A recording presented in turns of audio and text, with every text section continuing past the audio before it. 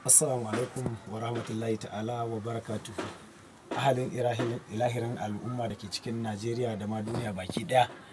Muna masu haƙurƙurtar da ku a bisa abin da ɗan uwanmu ya yi wanda bai dace ba, kuma mai gidanmu, abokinmu, abokin aikinmu wanda ya yi wa watako gwamnan Zamfara wanda ake kira da ɗan Kuda Kabo.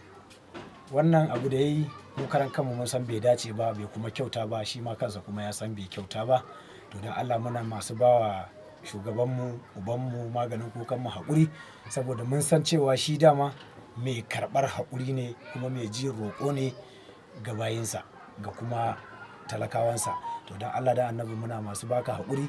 Allah Ubangiji ya huci zuciyarka, shi kuma Allah ya sa ya gane dukkanin ilahirin 'yan uwa ma kuma wanda yake da niyyar yin irin wannan abu. Ubangiji Allah ya sa ya gane ya fasa yi, domin ba abu ne mai kyau ba. Tunda Manzon Allah ma ya sanar da mu cewa zagin musulmi fasikanci ne. To kaga kwata-kwata wannan bai dace ba. Shugabanmu gwamnan Zamfara muna masu baka haƙuri. Allah Ubangiji ya huci zuciyarka.